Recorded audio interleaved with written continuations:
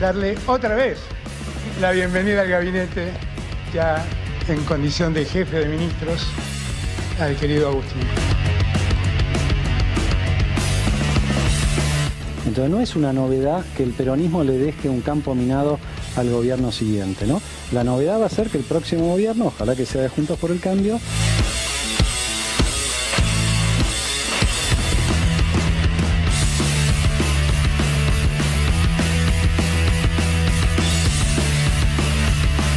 Esto es como, no quiero poner un país, pero es Argentina. Mi querido Agustín Rossi, vemos con la Vic negra en honor a Néstor.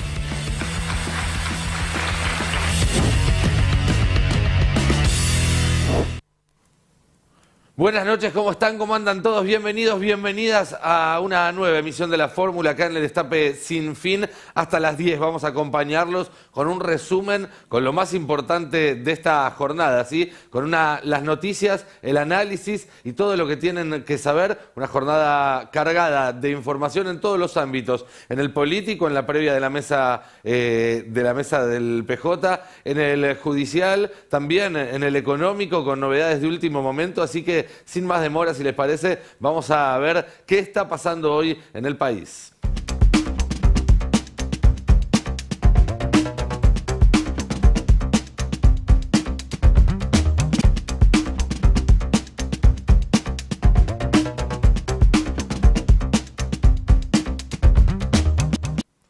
Y esta es una noticia de último momento. El gobierno decidió intervenir en Edesur después de los incumplimientos que quedaron nuevamente en manifiesto durante la ola de calor de la semana pasada. Hace un rato en la Casa Rosada se le informó a la empresa que va a haber una intervención operativa. Esto significa que no se va a afectar la composición accionaria de la empresa. Acá no hay estatización, acá no hay un ingreso del Estado para ser dueño de la empresa, pero el ENRE va a estar instalado dentro de Edesur para controlar su funcionamiento. Es una especie de auditoría, pero que no solamente va a estar encima de los números, sino también del funcionamiento. Esto es lo que se decidió luego de varias reuniones y a partir, como decíamos, de los reiterados incumplimientos. Va a haber también una multa de 1.000 millones de pesos para la empresa y de esta manera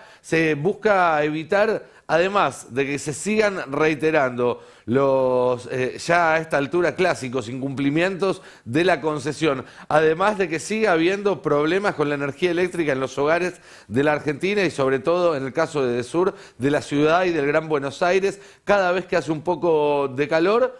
Pero además esto tiene otros motivos, otras cuestiones que hicieron que avanzara la decisión. Y esto tiene que ver con que en el gobierno tenían, por un lado, la información de que la empresa Enel, empresa italiana que era la dueña de la mayoría, es la dueña de la mayoría de Edesur, estaba avanzando en un vaciamiento de la empresa. Hace unos meses había anunciado su decisión de desinvertir, de irse del país, pero mientras tanto, sospechan en el gobierno, estaban vaciando la empresa y para evitarlo es que se establece esta intervención por parte del ENRE, del ente regulador. Y el segundo motivo es que también existen sospechas dentro del gobierno de que la empresa Edesur, que además de los italianos de Enel, tiene entre sus accionistas principales a la familia Caputo, no sé si les suena, podría haber, digámoslo así, permitido que ciertos cortes de luz generaran malestar entre la población como parte de un plan para que el gobierno llegue más débil a las elecciones, ¿sí? Para evitar que esto pase, para evitar que suceda algo así y también para poder controlar efectivamente que no se vacíe la empresa y que se preste el servicio, se hagan las inversiones que están comprometidas, es que se decidió esta intervención. En un rato vamos a estar dándole algunos detalles más de la decisión. Esta es una noticia de último momento, pero hablamos de malestar social causado por los cortes de luz Y no podemos dejar de poner un ojo por un rato en lo que pasó esta tarde en Lugano. Vecinos que desde hace 4 o 5 días estaban sin luz, decidieron cortar la autopista de Lepiane como una forma de llamar la atención de las autoridades, y la respuesta de Horacio Rodríguez Larreta, de la policía de la ciudad, de Horacio Rodríguez Larreta, fue reprimir a estas familias. Un nuevo episodio de represión de la policía de la ciudad, en el que, al igual que tantas otras veces, también se apuntó contra los periodistas que estaban cubriendo la medida de fuerza, y que otra vez, y esto es algo que viene pasando reiteradas veces,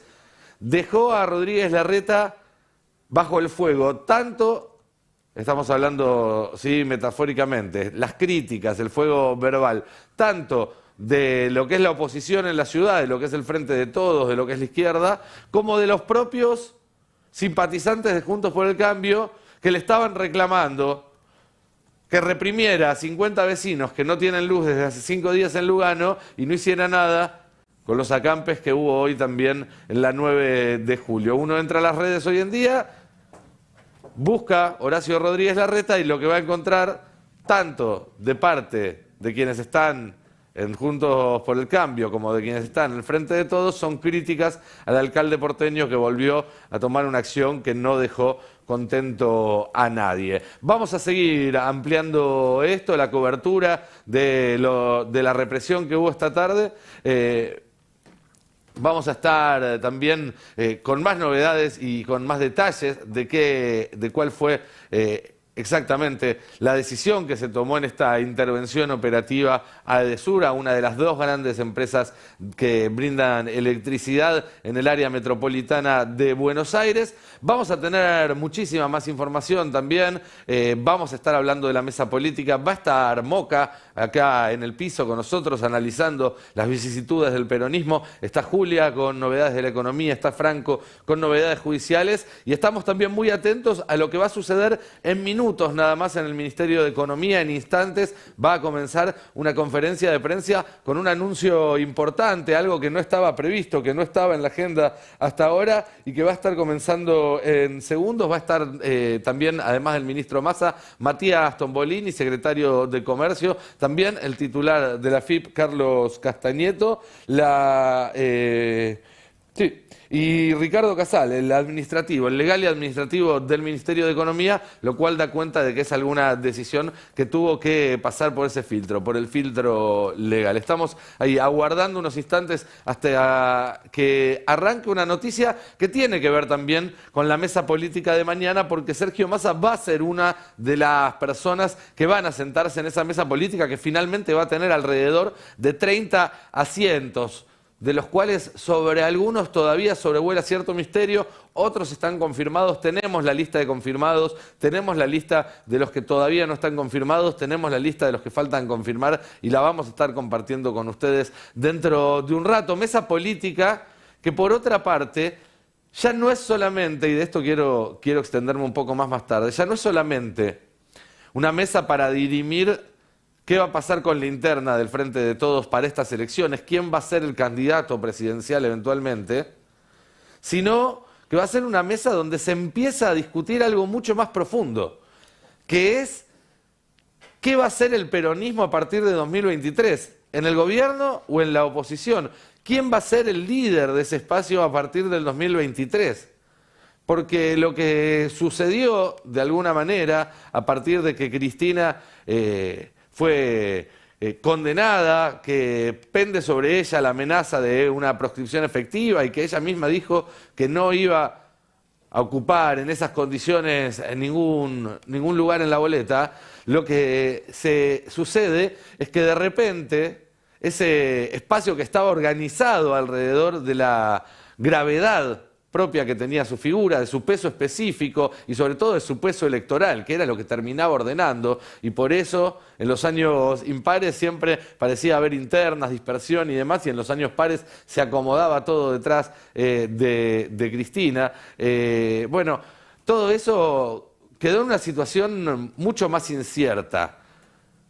Porque imagínense lo siguiente: Alberto Fernández dice que va a competir en las PASO, que no tiene ningún problema en competir. Y Guado de Pedro por ejemplo, decide ser el candidato que representa al kirchnerismo.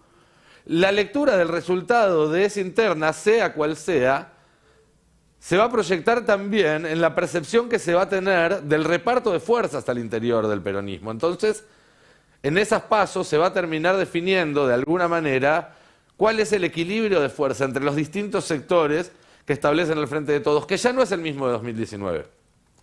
Ya no es el mismo de 2019 y muchísimo menos es el de 2015. Veremos cuál es, se va a saber en las pasos. Pero eso, a su vez, implica un cambio en el comportamiento de toda la coalición, porque al estar en juego, hasta ahora decíamos, bueno, está en juego una candidatura, y además una candidatura dudosa, casi una invitación a ser el candidato que vaya a perder, por lo menos en la interpretación de varios dirigentes del Frente de Todos que dan por perdida o por casi seguramente perdida la elección presidencial. Entonces ahí podés decir, bueno, juego tranquilo, no pongo todo lo que tengo en el asador. Ahora, cuando se empieza a ver que hay un desafío abierto y que lo que puede quedar en juego es el reparto de poder al interior del peronismo para los próximos 2, 4 años, quizás más, bueno, ahí entonces uno se pregunta, ¿y Cristina no va a jugar? ¿Cristina no va a estar en la boleta si lo que está en juego es eso? ¿No va a poner todo lo que tiene en el asador? ¿No cambia la dinámica, no cambia la lógica de lo que se va a poner en juego en esa primaria? Y al cambiar esa lógica, ¿no cambia también, de alguna manera, el clima que puede llegar a tener la campaña? ¿No puede recrudecer esta cuestión de las chicanas, de los golpes bajos, de las operaciones en off the record? Digo, son inquietudes, son preguntas que creo que hay que hacerse y que a lo mejor, si somos muy optimistas, si somos un poco ingenuos, se pueden empezar a contestar mañana en esta mesa política con 30 sillas. Acá vemos, son 6 sectores los que van a estar representados, con 5 representantes por sector, por lo menos ese era el esquema que se hablaba hasta hace un rato, puede modificarse en cualquier momento. Tenemos por un lado al sector que podríamos decir del gobierno nacional, del Ejecutivo, que va a estar representado por el presidente Alberto Fernández. Allí también va a estar sentado Juan Manuel Olmos, el vicejefe de gabinete, Santiago Cafiero, el canciller, y el armador político de Alberto, el primer armador político que tuvo Alberto en esta experiencia a partir del año 2017, de diciembre de 2017, y que sigue siendo uno de sus hombres de mayor confianza, y también Agustín Rossi, que acaba de asumir hace un rato, y vamos a verlo, como jefe de gabinete. Por otro lado, tenés al masismo. Bueno, ahí veamos a Rossi, después seguimos pasando lista a la mesa política. Ahí tenemos al exministro de Defensa, que va a formar parte de la mesa política y que hoy asumió como nuevo jefe de gabinete luego de que renunciara Juan Mansur. Un jefe de gabinete no puede pedirse licencia, no está permitido por ley. Mansur tenía que volver a Tucumán para llevar adelante la campaña en esa provincia y Rossi lo reemplazó. A propósito de la campaña en Tucumán, ese es un mensaje que va a llevar Alberto Fernández mañana a la mesa política. Hacer mucho hincapié en fortalecer las elecciones provinciales que va a haber en los próximos meses para que el peronismo vaya construyendo su fortaleza elección tras elección. El presidente ve que Juntos por el Cambio puede llegar dividido, puede llegar debilitado y que puede sumar victorias el peronismo a medida que pasen los meses de abril, de mayo, de junio, hasta llegar al momento de la campaña presidencial propiamente dicha. Decíamos, el primer sector, el albertismo. El segundo sector que va a estar representado mañana en la mesa política, el kirchnerismo, tiene por ahora un solo confirmado, que es Guado de Pedro. Guado, ahí lo tenemos, va a estar sentado mañana en la mesa política. Hay otros casilleros que se pueden llenar. Se hablaba de que Teresa García, la senadora bonaerense, podría ser una de las enviadas. Algún medio publicó que Andrés Larroque va a tener su lugar en esa mesa. Yo no lo tengo confirmado hasta ahora, pero puede ser. Vemos ahí también a Axel Kicillof.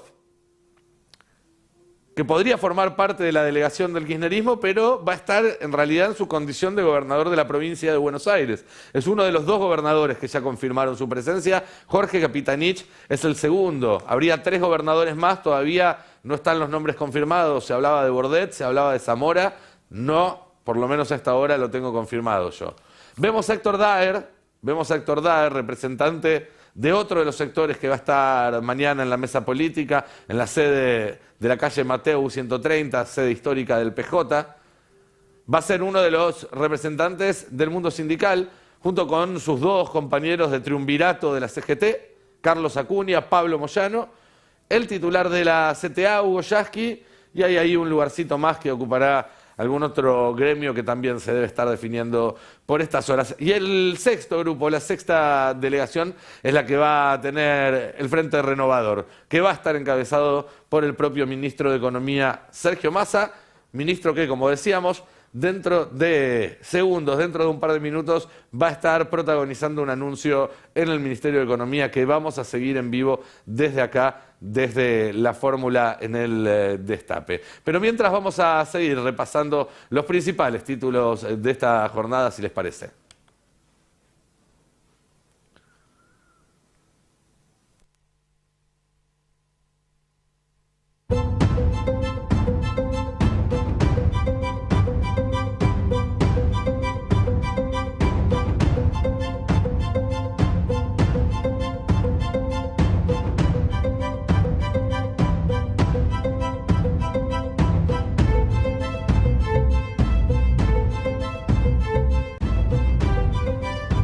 Y bien, como les decía, hoy se dio la jura del nuevo jefe de gabinete, Agustín Rossi, dirigente histórico del kirchnerismo y del peronismo en las últimas 2 décadas y que llega de esta forma al lugar más importante del equipo que acompaña al presidente Alberto Fernández. Rossi, como decíamos, reemplaza a Juan Mansur y va a tener entre sus principales funciones una función de vocería. Él es uno de los funcionarios y de los dirigentes que ha salido siempre a dar la cara, a explicar las acciones del gobierno, a estar haciendo análisis también sobre lo que sucede y de articulación. Es un dirigente que tiene vínculo con todos los sectores del peronismo, que ha tenido recientemente charlas con Cristina Fernández de Kirchner una vez que se enteró que iba a tener este rol de jefe de gabinete y que va a tener un asiento, como decíamos, mañana en la mesa política. Podemos ver algunas imágenes de lo que fue esta tarde la ceremonia en la Casa Rosada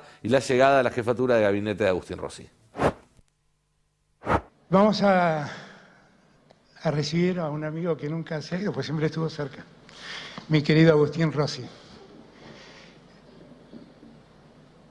Antes de hablar de Agustín, quiero decirles que tengo una profunda gratitud que públicamente quiero manifestar con el querido Juan Mansur. Darle otra vez la bienvenida al gabinete, ya en condición de jefe de ministros, al querido Agustín. Con Agustín tenemos una amistad de muchos años, Siempre digo yo que cuando empezamos con Néstor a caminar, y éramos muy poquitos en serio. Un día vino Jorge Argüello y me dijo, che, en Rosario hay un concejal que puede jugar con nosotros y que puede ayudarnos. ¿Quién es? Agustín Rossi. A ver, vamos a conocerlo. Sé también, además, que es alguien que, como yo, valora mucho la unidad de nuestro espacio y va a trabajar junto a mí para preservar esa unidad. Agustín Oscar Rossi, juráis por Dios y por la patria desempeñar con lealtad y patriotismo el cargo de jefe de gabinete de ministros para el que habéis sido nombrado, cumpliendo y haciendo cumplir, en cuanto de vos dependa, la Constitución de la Nación Argentina. Sí, juro. Si así no lo hiciereis, Dios y la nación os lo demanden. Gracias por todo.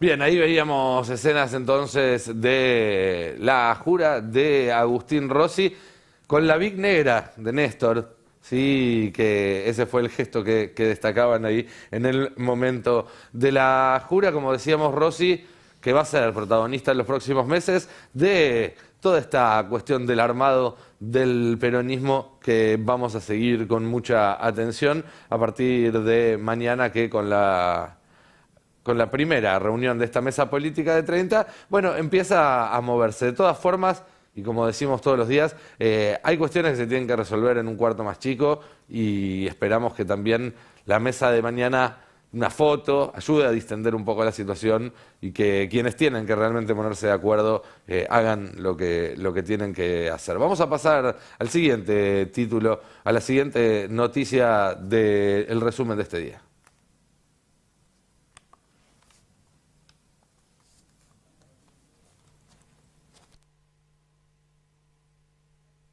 Los candidatos que empiezan a perfilarse en el frente de todos, ¿sí? Quienes están ya moviéndose como candidatos. El presidente Alberto Fernández, ¿sí? Claramente está moviéndose como candidato, está proponiéndose, sacando spots, participando en actos en el interior, en el conurbano, haciendo todos los movimientos tradicionales que tiene un candidato presidencial y con un argumento que dice, bueno, si aparece alguien que mide más que yo me bajo, pero hasta ahora nadie de todos los que se proponen tiene una intención de voto significativa. Vemos a Sergio Massa en segundo lugar, Massa que está teniendo varios problemas para llevar la economía a buen puerto, los resultados de la inflación no son definitivamente los que esperaba, se está discutiendo cómo ir modificando de alguna manera las expectativas, cómo ir lentamente llevando la deriva de su barco político hacia metas un poco más cercanas a lo que van a ser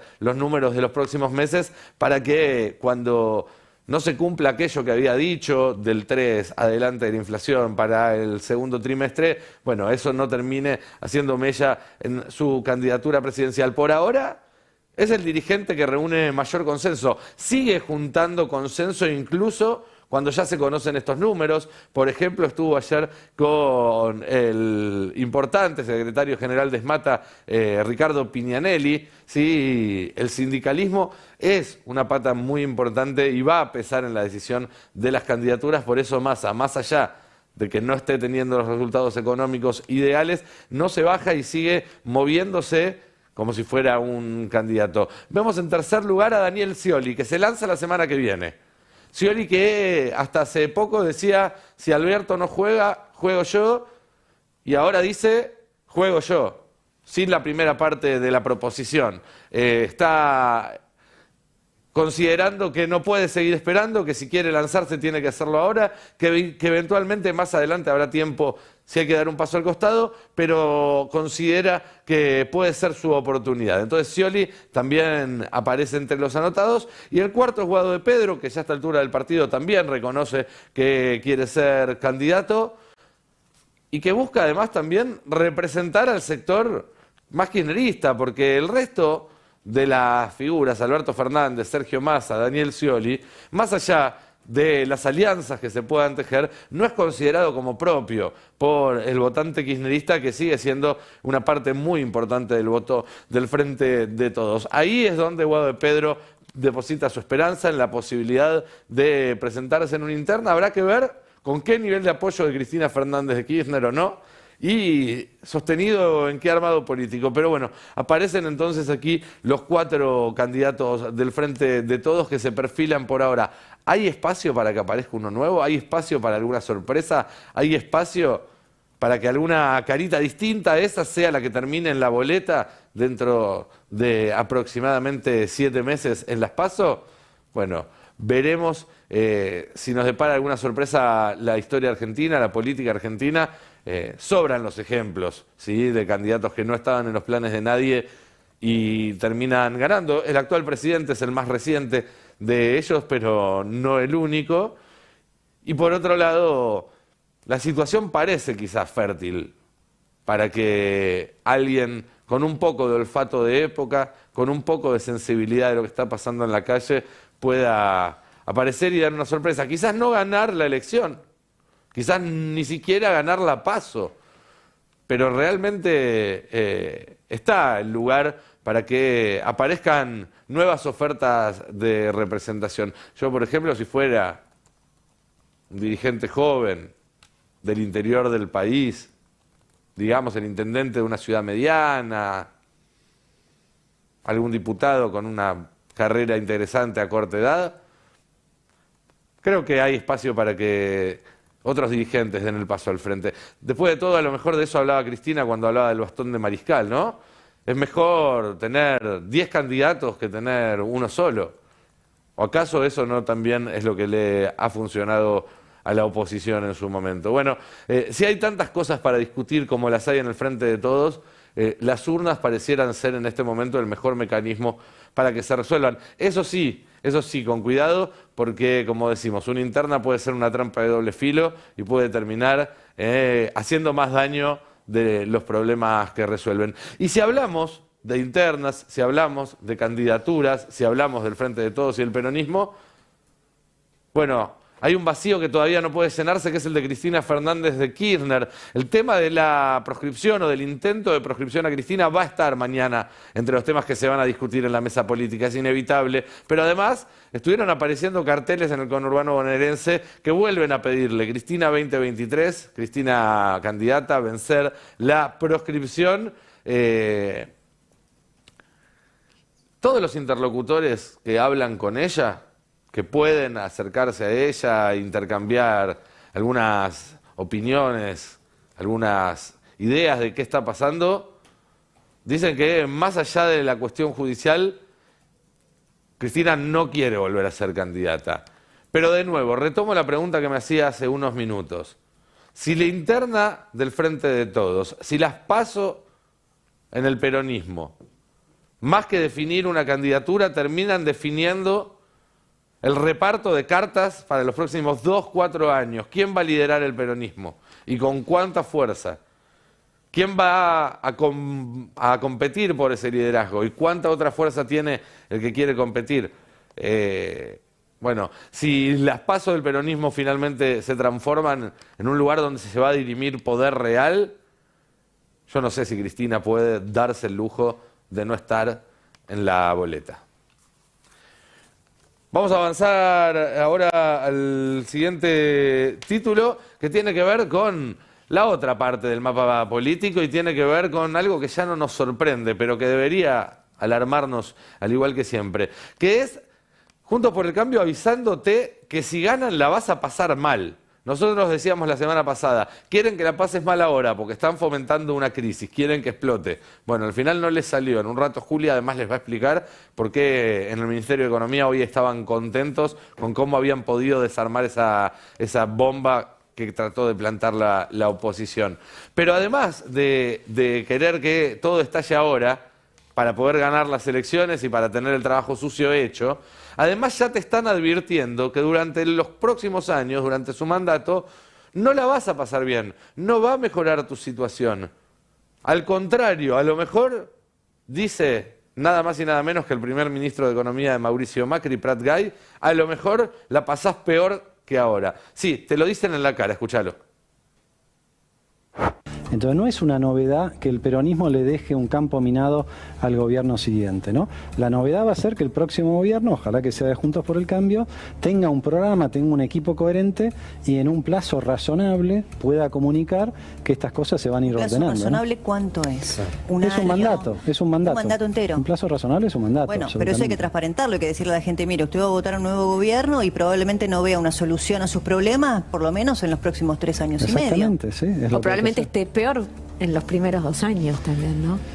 Bueno, es el gran desafío que tenemos los regímenes democráticos con elecciones de medio término, ¿no? Hay otros países que no tienen elecciones de medio término, por ejemplo Francia. Francia se elige al presidente, a las 2 semanas se renueva toda la Asamblea Legislativa en Francia y por 5 años eso no se modifica, ¿no?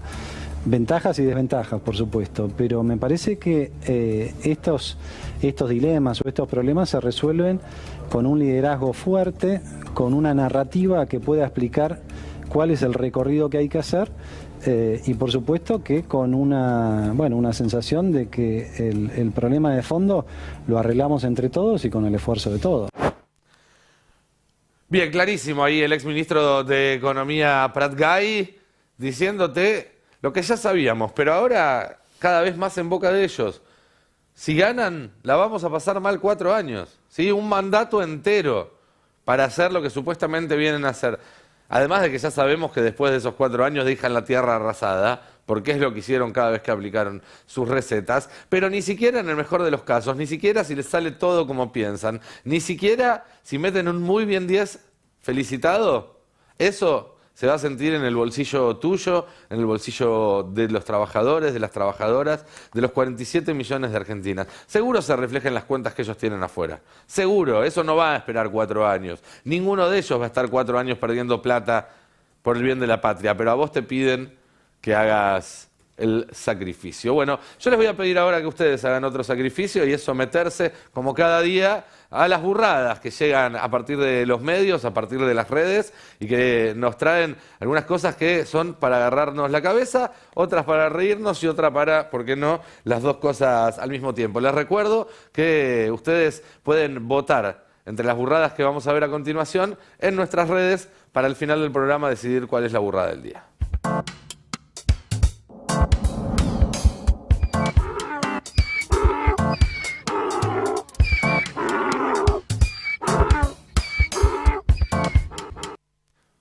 Y en primer lugar, una burrada que tiene que venir con presentación, porque el protagonista no es alguien tan conocido. Hablamos de Ignacio Torres, precandidato a gobernador en Chubut por el PRO, el cual le filtraron un audio donde habla un poco cuál es su estrategia para la elección. Vamos a escucharlo. Yo no entiendo, boludo, te juro que no te entiendo, ¿eh? No te entiendo, es una de cal y una de arena, boludo. El mensaje es ese, el mensaje es antirradicalismo, boludo. No te entiendo en serio. O sea, pero al pedo te enroscás solo, boludo. O sea, te quedate como un duque y te enroscás.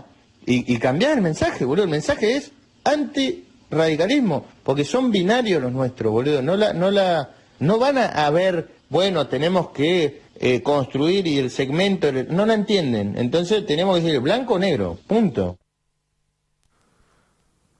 Bueno, con aliados así, ¿quién necesita enemigos, no es cierto? Blanco o negro, punto. Otra burrada del día de hoy, que es una burrada que uno ya no sabe si es una inocente burrada o una burrada con mala intención, porque se repite una y otra vez, que es que cuando hay algún tipo de quilombo en la ciudad de Buenos Aires, los que están adelante de una cámara te quieren hacer creer que en realidad está pasando en provincia. En este caso fue Adrián Ventura, en TN, que se preguntaba ante los cortes de los vecinos de Lugano por la falta de luz, ¿dónde estaba Bernie? Veámoslo.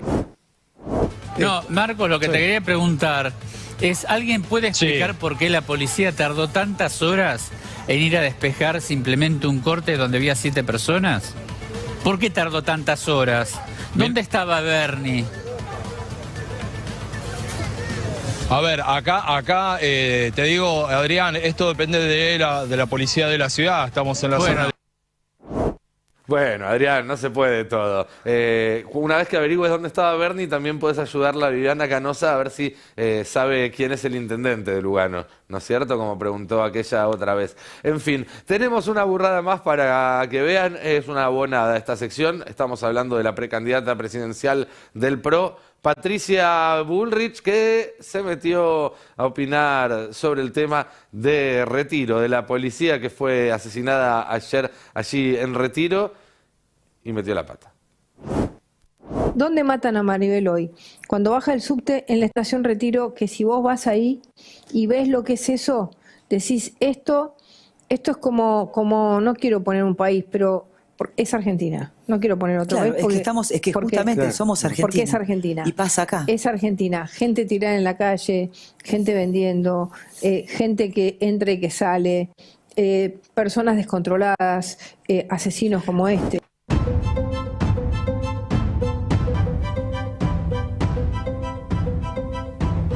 22 minutos para las 9 de la noche en toda la República Argentina. Seguimos acá haciendo la fórmula. Estamos en el Destape Sin Fin. Ya estamos aquí en la mesa con Julia Estrada. Buen día, Julia. Buenas noches, en realidad. Buenas noches, buen día. Hagamos una pastilla. Que vengan de los esto ovnis y sí. Franco, buenas noches. ¿Cómo estás? Buenas noches, Nico. Bueno, tenemos muchísima información para compartir hoy con ustedes, además de los temas que anticipamos en los títulos. Julia, arranquemos ya con la agenda económica. Lo decía yo hace hace un minuto, en el Ministerio de Economía están contentos porque sienten que de alguna manera pudieron zafar de la trampa que quiso tenderles la semana pasada la oposición, ¿no es cierto? Sí, era la prueba de fuego, que tampoco era tal, porque como lo venimos diciendo acá, crearon una idea de riesgo, una especie de terrorismo económico que no era tal, y finalmente lo que ocurrió es que pasó con creces la prueba el Ministerio de Economía. ¿De qué estamos hablando en castellano? Sí, por favor. De que por primera vez, después de que dijeron que no se podía financiar el Tesoro, va el Tesoro, busca plata y lo consigue. O sea, había un comunicado de Juntos por el Cambio, en donde decían una serie de cosas, hablaban de endeudamiento en dólares, hablaban también de que la recompra de deuda en dólares no iba a funcionar, pero sobre todo decían, este es un año en donde el gobierno tiene vencimientos que no puede financiar. ¿Qué es lo que logra Sergio Massa? Ir a esta colocación de deuda. Vamos a ir viendo, mientras tanto, el tuit de Eduardo Setti, en donde hace el balance de qué ocurre. Iba a buscar unos 300.000 millones. ¿Y cuánto se lleva? 400.000 millones.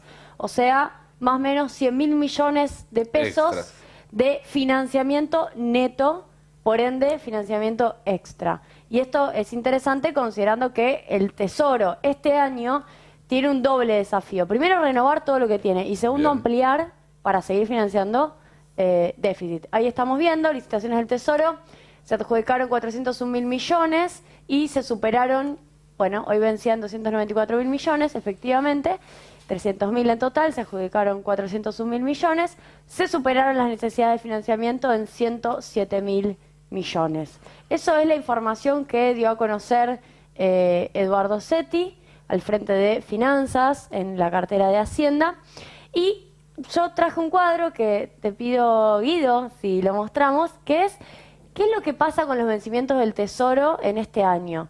Vamos de enero del 23 a noviembre del 23, y es un cuadro que permite derribar esta idea de bomba. Derribar. Ojo, si cambiemos, o Juntos por el Cambio, o el PRO en particular, hay que ver qué hacen los radicales, como decíamos ayer, decide no cooperar y decide sencillamente jugar en contra de que el Tesoro se financie, que por cierto es el Estado argentino, bueno, pueden pasar otras cosas negativas, pero hasta ahora no.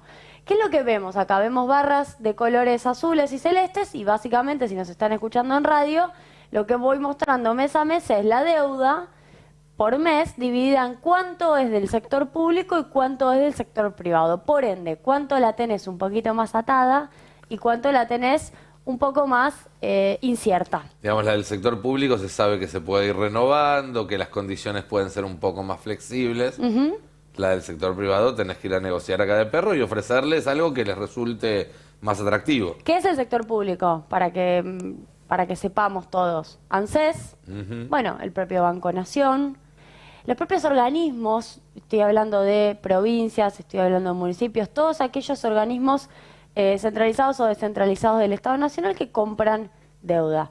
Y lo que vemos precisamente en ese gráfico, volvemos a mostrar, es que, para decirle los valores más elevados, tenemos 2.500 millones en abril y 1.100 millones, la mitad en este caso, perdón, 1.300 millones, poco más de la mitad del sector público.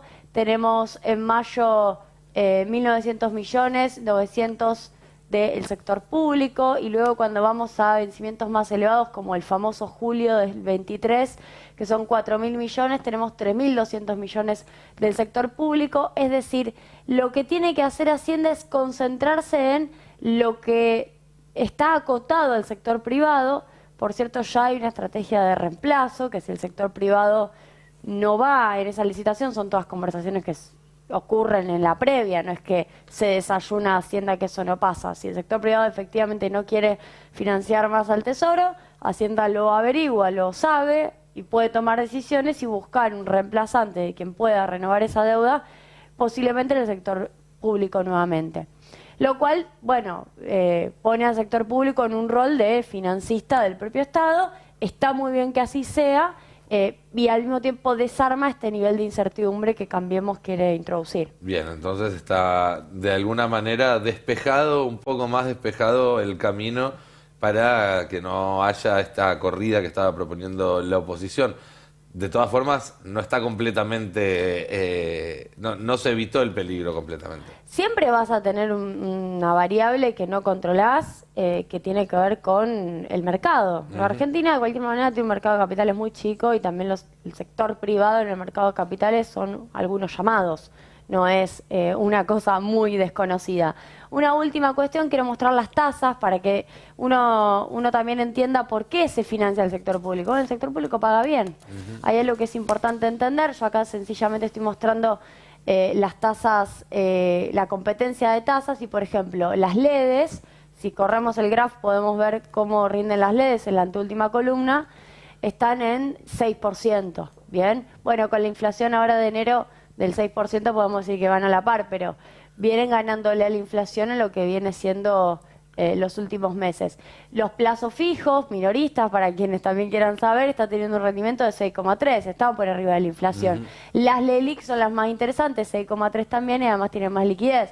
Pero lo que muestro con esto es, el Tesoro paga más que la infla, las LELIQ pagan más que la infla, el plazo fijo paga más que la infla, la suba de tasa que te pega por lo productivo, más allá de que hay un nivel de subsidio de tasa fuertísimo que pone el Vasco de Mendiguren para lo productivo, esa suba de tasa se traduce en que el Tesoro también pueda colocar deuda. De eso se trata. Volvieron entonces las famosas tasas positivas y se van a quedar. Son parte del plan económico de Sergio Massa. Exactamente, las tasas positivas son parte de esto. Sí. Bien. Vamos ahora a información judicial, más allá de que es información judicial vinculada con la economía, porque justamente es una causa en la cual se intenta penalizar una decisión de política económica. Estamos hablando de la causa de dólar futuro, que en su momento había sido cerrada con sobrados motivos y argumentaciones, y ahora otra vez está en duda, la quieren revivir, la sacan del freezer. Así es, hay que prestarle mucha atención a esta causa, la causa de dólar futuro, que está ¿dónde? En la Corte Suprema de Justicia. Nada más y nada menos. Exactamente, digo, en este contexto del proceso de juicio político que se le está llevando adelante a los 4 ministros supremos, hay que prestarle mucha atención. ¿Y por qué? Porque si bien fue cerrada, se apeló, llegó a la Corte y hay un dictamen por parte del Procurador General interino Eduardo Casal para que se reabra. ¿Y qué pasa? Bueno, se puede transformar en un doble condicionante esta causa. ¿Por qué? Porque entre los involucrados figura no solo Cristina Fernández de Kirchner, sino también el gobernador bonaerense Axel Kicillof por su paso en el Ministerio de Economía. ¿Y qué es lo que tiene que resolver la Corte? Si reabre o no reabre esta causa. ¿Qué significa? Si la manda a juicio o no. Es decir, en un año electoral la Corte puede definir que tanto Cristina como Kicillof vayan a un juicio oral. ¿Ese juicio tendría lugar este mismo año? No, difícilmente se den esos tiempos. Ahora, ¿por qué digo un doble condicionante con respecto a esta causa? Porque en casación están mirando de reojo qué pasa allí. A ver, si la Corte reabre esta causa, puede ser interpretado como una señal de largada para que también se reabran otras 2 causas paradigmáticas de persecución que están en casación. Me refiero a Memorándum con Irán y OTESUR. Según me indicaban algunas fuentes de tribunales, hasta marzo se espera que la casación no resuelva estas 2 causas, pero están mirando de reojo una señal de la Corte. A ver, ¿qué sala de casación tiene estas 2 causas? La sala 1, la misma que cerró dólar futuro. La que en su momento había dicho que no se tenía que seguir investigando. Dólar futuro, que es la que está en la Corte. Entonces, una señal de la Corte en dólar futuro puede ser una forma de disciplinar y decirles a estos mismos jueces, ojo lo que hacen con Memorándum y con OTESUR. De allí las suspicacias que hay en torno a todo esto en el marco de este proceso que, bueno, tiene que ver con el juicio político de la Corte, ¿no? Digo, es quizás una respuesta que puede estar preparando la Corte para con el gobierno por esta decisión de avanzar en el juicio político. Bueno, ese es el interrogante que hoy está presente en tribunales. El dólar futuro es la causa paradigmática, la primera de persecución. Recordemos que fue la que derivó en el primer llamado indagatoria de Cristina Fernández de Kirchner durante el gobierno de Mauricio Macri y también en la que aquel famoso 13 de abril del 2016. Además terminó sobre seguimiento. Sí, bueno, en realidad el tribunal quiso llevarla, a ver, Bonadío procesó a todos, avanzó, se logró llevar a tribunal, el tribunal de juicio quiso que se haga justamente el debate oral y público, se apeló, llegó a la Cámara Federal de Casación que revisó y dijo, esto no se tiene que hacer, ahí sobreseden a todos, porque se cierra, hay una apelación, la llevan a la Corte, el Procurador General interino dice, esto se tiene que reabrir y se tiene que hacer el juicio. Sí, Casal. Exacto, y ahora la Corte puede llegar a reabrirla, puede hacerlo en cualquier momento. Digo, puede Bueno, no está hacerlo. bien, pero en esa primera instancia se termina con sobreseimiento de todos. Ahora sí, hoy están todos sobreseídos. Luego apela Casal. Agrego un Claro. dato más. Volver a abrir la causa dólar futuro no solamente apunta a Cristina Kicillof hacia el pasado, sino que es una advertencia a Massa y a todo su equipo de ahora. Que Claro, dice, ojo, claro. con qué herramientas usás para manejar tu política económica y tu política monetaria en estos meses que quedan, porque, por ejemplo, los bonos dólar link y demás, si el dólar futuro puede ser considerado judicialmente materia, digamos, judiciable, estas decisiones también. Con lo cual está diciéndole a Massa, ojo con lo que haces, está tratando de meterle miedo, de apretar al ministro de Economía también. Es que yo creo que si se cruza esa línea, la causa es tan bochornosa, bueno, como la propia condena a Cristina por la obra pública, digo, es bochornoso en todo sentido, que no es necesario que Massa o cualquier funcionario que tenga algún rol en la administración de política económica haga algo sobre el borde para que sencillamente la justicia intervenga y judicialice. De hecho, la discusión sobre la recompra de títulos en dólares, a mi criterio, ya es una especulación personal, está también asociada a que la oposición no diga que hay cosas que no deberían hacerse, básicamente. Hay un programa de recompra discutido con el fondo. Guzmán hacía intervención en el paralelo sin hacer ningún programa discutido con el fondo. Sencillamente vendía dólares para poder intervenir en el paralelo. Esto es lo mismo, pero sencillamente con un programa de recompra. Lo que haces es enmarcarlo en un acuerdo con el fondo. Y así uno puede encontrar una enorme cantidad de intervenciones de política económica que desde un lugar de la plena soberanía en la administración económica puede ser vista como, sí, tengo que gestionar, pero desde un lugar negativo, malicioso y de judicialización de la política económica puede ser visto como decisiones arbitrarias que generan pérdidas en el erario público. Bueno, cualquier cosa se puede judicializar, esa es la conclusión. Así es. Para seguir también ya y completar este bloque con noticias económicas, les comento que la conferencia de prensa hace un rato en el Ministerio tenía que ver con una denuncia que hizo el ministro de Economía a una organización que exigía dinero para la aprobación de CIRAS, para las importaciones, de permisos para las importaciones, ¿sí? Esto tiene que ver con una denuncia que se hace a través de la Secretaría de Comercio por una organización delictiva que en el marco entonces del Estado argentino pedía retornos a empresarios para aprobarle importaciones, así que a partir de ahí se inició ese expediente que está en el juzgado, bueno, de Julián Ercolini y la Fiscalía de Taiano. Veremos si eso avanza o no. Y por otro lado, con respecto a lo que ha sido la decisión respecto a Edesur, se aplicará, como anticipamos, una multa de 1.000 millones de pesos por los problemas en la calidad del servicio. Se decidió devolver a los usuarios que hayan sido víctimas de cortes superiores al promedio establecido en el contrato la totalidad de la factura del último mes. Se va a habilitar un ámbito de reclamo por daños electrodomésticos domiciliarios. Y por último, se instruye la puesta en marcha de una veeduría con auditoría, esta es la intervención, donde se convoca a la Universidad de Buenos Aires para revisar el valor de activo regulatorio, es decir, evitar que haga un vaciamiento de la empresa, el cumplimiento del régimen de inversiones, es decir, evitar que no cumplan con lo que tienen que invertir, el cumplimiento de los tiempos de respuesta a los usuarios, es decir, el servicio al usuario, el servicio técnico, y la calidad en el servicio de transmisión en todo el área donde brinda electricidad Edesur. Esos son los detalles del anuncio que esta misma tarde se le notificó a los titulares de la empresa. Bueno, quédense que en un minutito nada más ya volvemos para charlar con Edgardo Moca sobre la mesa política del peronismo que se va a juntar mañana a la tarde en la sede de Mateu.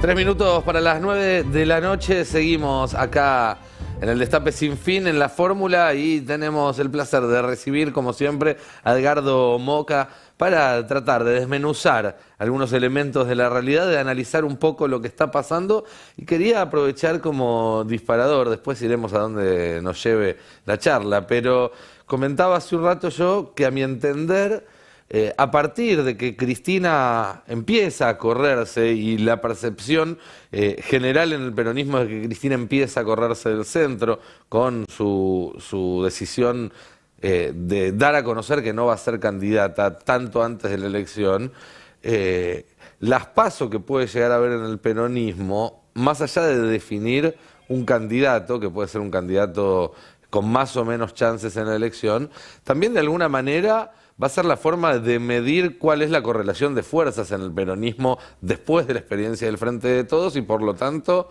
de ir empezando a definir quién va a conducir al peronismo a partir del 2023. No sé si coincidís. Coincido en el cuadro poniendo una sospecha, una duda sobre el futuro de Cristina Kirchner. El futuro de Cristina Kirchner está atravesado por la incertidumbre de la persecución, del intento de proscripción, y también por su lugar político que sigue siendo vertebral. Yo diría, más que en el Frente de Todos, en la identidad popular.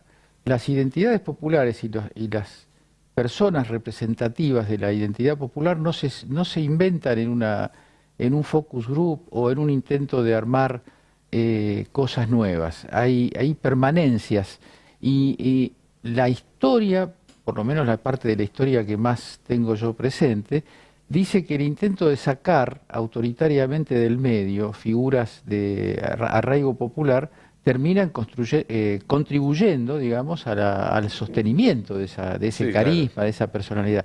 El Perón proscripto parecía que estaba fuera de juego, y su proscripción y la clandestinidad de las relaciones que cierto sector tejía con él le dio una mística y una presencia que duró varias décadas, ¿no? Yo creo que hay que dejar el capítulo Cristina Kirchner, tendríamos que tratar de ponerlo en el rubro pelea por la libertad política en la Argentina. Y me parece que la especulación sobre el futuro político de Cristina Kirchner no son estos los días que nos puedan dar seguridad, porque todo está muy frágil. Si nos fijamos en el sistema político como tal, abstrayendo o incluyendo al Frente de Todos, pero no circunscribiendo al Frente de Todos, la oposición de derecha es una situación muy volátil la que tiene, ¿no? Hay una volatilidad general, no se sabe quién va a ser la representación de la fuerza popular, pero tampoco se sabe quién va a ser la representación de la derecha. Entonces, Argentina ha entrado en una etapa de inestabilidad en materia de consolidación de fuerzas que la representen, me parece a mí. Y Cristina, de todo lo que hay, Cristina es lo único que ha mantenido una presencia popular, más allá de las encuestas que pueden subir o bajar, los barrios populares, los sectores humildes tienen una referencia muy sólida alrededor de ella. Eso está claro. También es cierto que a pesar de esto, desde el peronismo hay sectores, y esto no es nuevo desde hace muchos años, que esperan disputarle ese lugar de liderazgo, hasta ahora sin ninguna clase de éxito, hay que decirlo, pero en un escenario que puede variar, sobre todo si ella sostiene esta decisión de no jugar. Porque mi pregunta va, si en las PAS, si efectivamente hay unas PASO del Frente de Todos, que es algo que todavía está por verse, pero si las hubiere, y si en esas PASO más que una candidatura se dirime poder dentro del peronismo, ¿puede Cristina darse el lujo de no estar en esa boleta? Y es una duda muy grande, ¿no? Porque hay una especie de certidumbre un poco simple, ¿no? Cristina dijo que está proscripta, que se corre, y entonces no hay que contar con Cristina. Yo creo que eso es más bien la intención, el amor que se tiene por esa solución, entre comillas, de parte de algunos. Para algunos sería un alivio que Cristina deje de estar en el medio. Hay acá una cuestión histórica muy interesante que no da para resolverla en una breve conversación, pero son las viejas querellas internas del peronismo, las querellas que estuvieron en el nacimiento del peronismo, pero que sobre todo se plasmaron en la década del 70, ¿no? Cristina es una protagonista, junto con Néstor, protagonista de los 70, no es una observadora de los 70, es una militante universitaria, una militante del partido, una persona que estuvo en la pelea en esos años. Y esa, yo creo que el peronismo tiene que hacer una profunda reflexión interna sobre esos periodos, sobre el significado que tiene el peronismo en la Argentina, más allá de las querellas internas que lo atraviesen. Porque la fórmula de la unidad peronista, cuando en el año, poco antes de la elección del 2019, se decía la unidad es la clave, la unidad del peronismo tiene una potencia que va más allá de los protagonistas de la unidad. La idea de que el peronismo vuelve a reunirse, vuelve a unirse, es muy difícil con un peronismo unido que el peronismo no gane. Este es un tema muy interesante de seguir. Puede perder el peronismo después del 83, perdió elecciones, pero yendo en una línea de unidad es muy difícil ganarle al peronismo, sobre todo si tenemos en cuenta el estado en el que está la derecha. Una derecha en la que reapareció un fantasma de la historia política argentina que se llama Unión Cívica Radical. Por ahora en un plano de convivencia crítica y de convivencia bastante explosiva en el interior de Juntos por el Cambio, pero ya está planteado. La elección de La Pampa es una especie de indicador. La elección en sí misma y las consecuencias, las reflexiones alrededor del resultado, es un termómetro de que en la Unión Cívica Radical hay sectores que no aceptan el destino de un partido centenario a remolque de una fuerza relativamente nueva y de una historia bastante complicada en la Argentina, en su corta historia muy complicada. Lo del día de hoy, que por ahí lo tomaste en cuenta antes, la experiencia del corte de luz y la experiencia de la represión es una fotografía de algo muy pornográfico, digamos, ¿no? Gente que está protestando porque no puede usar el baño, porque no puede tomar agua, porque no puede vivir, que además de sufrir esa experiencia tenga que sufrir la represión violenta, injustificada, absurda, porque lo último que vos podés hacer con un grupo de gente que está protestando en esas condiciones es salir a pegarle, ¿no? Sí. En un momento volvamos a aquello que estábamos de los 70, la relación dentro del peronismo entre distintos sectores y cómo Cristina hoy articula con cada uno de ellos. Pero aprovecho que trajiste el episodio de Lugano, la figura de Horacio Rodríguez Larreta. No es la primera vez, hoy comentaba que con la represión en Lugano, Larreta consiguió que lo insultaran los propios y los ajenos, porque por izquierda obviamente le cuestionaban el episodio represivo per se. Y la derecha que la derecha decía, ¿cómo puede ser? ¿Cómo puede ser que reprimís a esta gente que está sin luz hace 5 días, pero a los piqueteros están en el 9 de julio, claro. Y Larreta, que fue un hombre que siempre fue tan calculador respecto a la opinión pública en cuanto a sus posturas, no es la primera vez en los últimos tiempos que queda en una situación donde queda en contra de toda la opinión pública. ¿Está encontrando los límites de su candidatura de vitrina, de su candidatura de vidriera? Es una pregunta interesantísima porque Rodríguez Larreta es un cultor de la ambigüedad. Es una especie de émulo de un personaje fantasmal de la política argentina que se llamó Fernando de la Rúa, ¿no? Él nunca está a favor ni en contra, siempre está en el medio, siempre concilia. Pero lo que pasa es que en la política la conciliación es un recurso, no puede ser un modo de ser, porque la política presupone conciliación y conflicto. Si vos te manejás bien en la conciliación, pero no te manejás bien en el conflicto, duras poco, sobre todo en un país como la Argentina. Por ahí en algún país nórdico puede funcionar, habría que estudiarlo.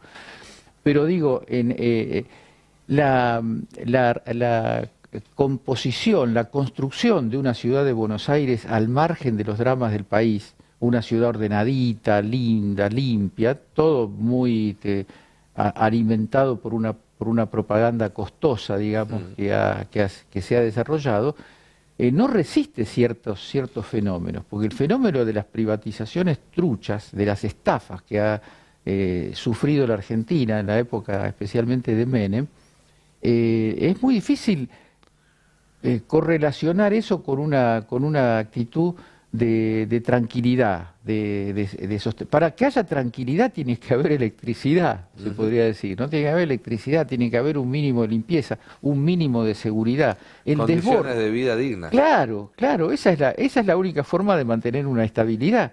Ahora, acá el presupuesto propagandístico de este gobierno ha hecho creer a sus operadores que ahí se soluciona todo. Y de hecho, durante mucho tiempo lograron una ciudad de Buenos Aires donde ocurrían cosas dramáticas, ocurren y seguirán ocurriendo, desgraciadamente, no todas por responsabilidad de este gobierno. Se vivía una especie de clima de excepción, de clima de serenidad, de clima de qué linda que está la ciudad. Entonces eso se puede lograr un tiempo, pero no se puede sostener. Y solo en unas partes de la ciudad, porque ayer veíamos, en función de lo que había sucedido en Retiro con esta gente de policía, cómo hay barrios de la ciudad de Buenos Aires donde tenés 20 veces más chance de ser víctima de un homicidio que en otros barrios de la misma ciudad, a veces a 40, 50 cuadras de distancia. Si vivís en La Boca o en Barracas, tenés 10 homicidios cada 100.000 habitantes. Si vivís en Villa Devoto, Villa del Parque, 0,5, una 20ª parte. Y a su vez, o sea, con lo cual ahí das cuenta de que hay dos ciudades, una absolutamente abandonada por el gobierno, y por otro lado, que las estadísticas de homicidios en los partidos más violentos del conurbano son más bajas que las estadísticas de homicidio en los barrios más violentos de la ciudad de Buenos Aires, con un presupuesto infinitamente superior. Sí, eso es ese es el mapa electoral de la ciudad de Buenos Aires. Si uno mira el mapa electoral, se parece mucho a esa correlación que vos establecés. Se parecía, últimamente es más amarillo por todas partes. Sí, en la última etapa se homogeneizó, pero yo tengo la impresión de que tiene un nivel de consolidación y de estabilidad en los barrios donde la vida pasa por otras demandas diferentes, ¿no? La demanda del orden, de la belleza, del aire puro, muy construidas en una fantasía europeizante de Buenos Aires que acompaña la historia de Buenos Aires. Buenos Aires es pensada por sus habitantes como la expresión de la Europa en América, ¿no? Bien, volvamos al peronismo. Volvamos al peronismo. Volvamos entonces a esta articulación entre distintos sectores y cómo queda Cristina en el marco de estas contradicciones históricas dentro del movimiento. Ahí hay una cuestión que es dramática y que está pendiente, porque la cuestión de cómo queda Cristina tiene que ver con una decisión de la máxima instancia del Poder Judicial, y como están las cosas, nadie puede asegurar cómo va a ser esa decisión, porque si bien va a ser muy interesante el momento de exposición de las pruebas que tendrá que haber el 9 de marzo en este show que han programado justamente para un aniversario de la proscripción del peronismo, porque hay un hilo. En la Argentina hay un hilo que se puede tensar hasta niveles difíciles de ver en otros países, pero en algún momento se rompe el hilo. La gobernabilidad del proceso de la dictadura militar parecía sólida hasta pocos días antes del incidente de la intervención en Malvinas, aunque ya empezaban a desarrollarse procesos de lucha sindical y política muy interesantes. Pero el vuelco no es un vuelco gradual, no es un vuelco que se mide en términos de que las encuestas van diciendo en lugar de tener el 40% de adhesión tienen el 38%.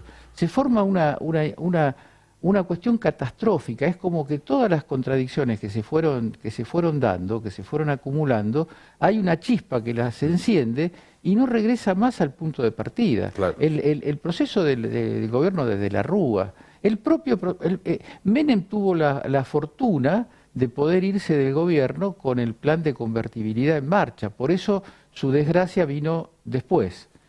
Pero en general los procesos tienen se logra construir en la Argentina una idea de indestructibilidad de ciertas cosas. Entonces nos acostumbramos a que eso es así. El PRO en la ciudad de Buenos Aires, que es un fenómeno nuevo, porque lleva un par de décadas. Una y media. Por eso.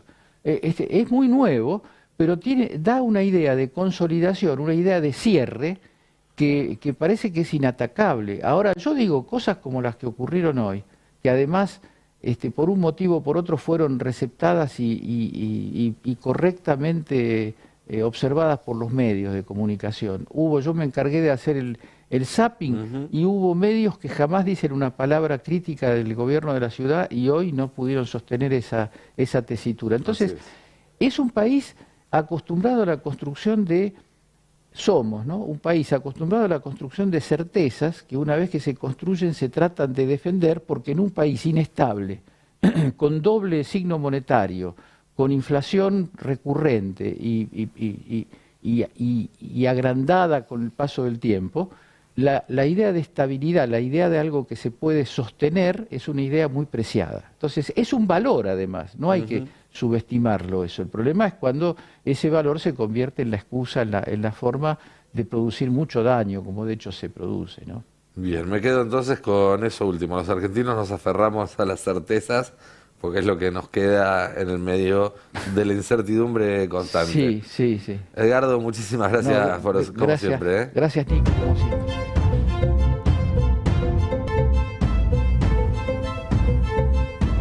18 minutos pasaron de las 9 de la noche, seguimos acá en la fórmula repasando todo lo que sucedió en esta jornada y también anticipando un poco lo que puede pasar en los próximos días, y en ese sentido sigue, Julia, el tema de la carne, sí, a partir de las medidas que se anunciaron esta semana y de cómo eso puede proyectarse también en la inflación de los próximos meses. Bien, exactamente. Nosotros ya desde el CEPA, venimos midiendo qué está pasando con la carne en febrero. Antes, ustedes me dirán, bueno, ¿qué pasó en enero? Si no recuerdan, salió el dato del 6,8% de inflación de alimentos, no quiero asustar. Alimentos 6,8%, 6% el promedio, con algunos aumentos significativos. No tanto en carne como se esperaba, sí en picada. Picada común, por ejemplo, sube 7,4%, pero el asado sube 3,5%. Ahí se considera desde la Secretaría de Comercio que en el mes de enero este programa de 7 cortes, dentro de todo, logró morigerar carne para enero. Entonces les leía asado 3,5%, paleta 3,9%, nalga 3,3%, las hamburguesas 2,3%. Ahí hay una especie de moderación. Sin embargo, el dato de carne y su aumento es febrero. Nosotros venimos detectando que sube un 29% en la primera quincena en carnicerías y un 7% en la primera quincena de febrero en supermercados. Ahí, gracias por la placa, 29 en carnicerías, 7 en supermercados. Y ahora les propongo un pequeño ejercicio matemático para ver cómo esto va a empujar la inflación de febrero. Más o menos voy a ser súper generalizante, a grosso modo.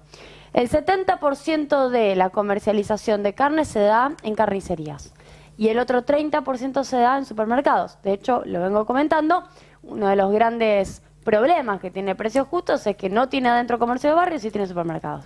Entonces, uno aplica una ponderación a grosísimo modo, el 29% por el 0,7%, que es el 70%, 29% es el aumento con el 0,7% que es el peso en carnicerías y el 7% que es el aumento en supermercados por su ponderación que es el 0,3%, y ahí nos da un número que luego ponderamos por cuánto pesa la carne en el IPC.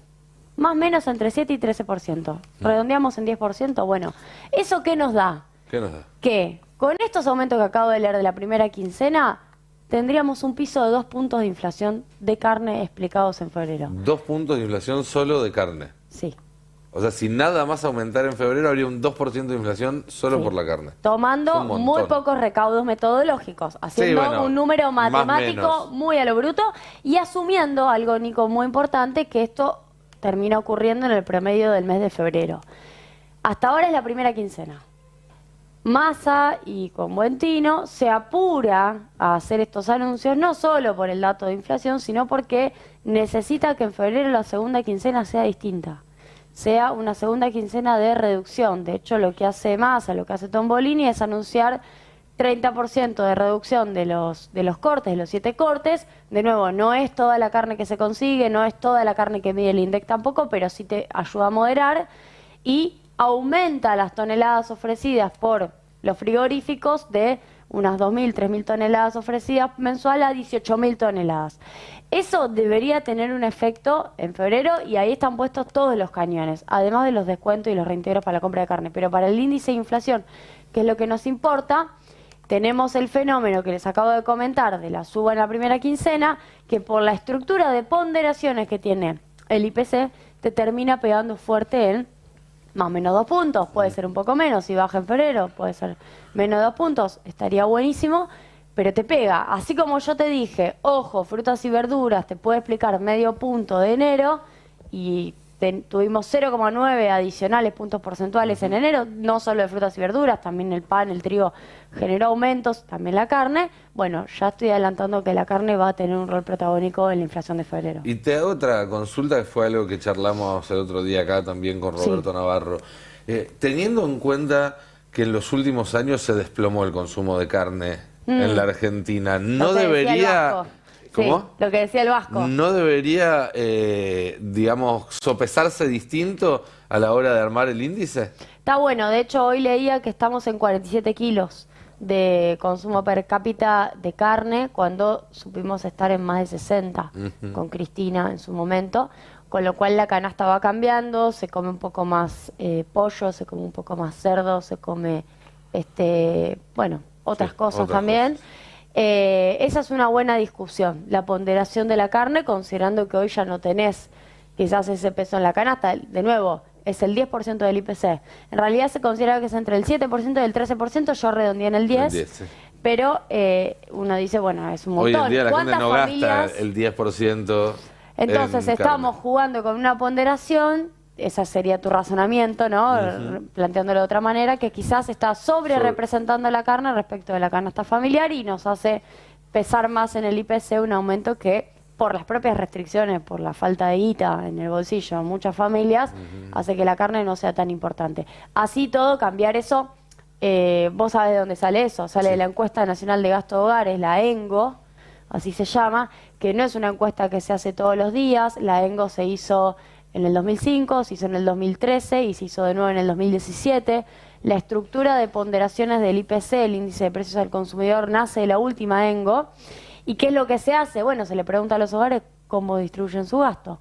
Es una encuesta nacional que significa un montón de plata, es el INDEC saliendo a preguntar, es una especie de pH, pero mucho menos frecuente. De nuevo, acabo de mencionar, hay 3 ENGO desde el 2001 para acá, no hay muchas. Entonces, volver a rediscutir esa estructura de ponderaciones sin tener una herramienta estadística que acompañe eso, bueno, no es algo que hoy esté sobre la mesa. Cada vez que un sindicato te dice, yo participo de esas discusiones, lo decía el otro día, che, a mí no me representa el 35% de alimentos. Mis representados, mis afiliados, se gastan la mitad en alimentos, no en carne, en comida. Bueno, la estructura de ponderaciones te lleva a que estés subrepresentando el peso de la comida en contextos de caída del poder adquisitivo y quizás tengas una canasta más plutocrática, más asociada a consumo de clase media alta. Podés ir ajustando en tiempo real, es difícil, pero algunos sindicatos lo hacen. De hecho, van construyendo sus propias canastas y dicen, no, acá pesame alimento, hacémelo pesar el 50%.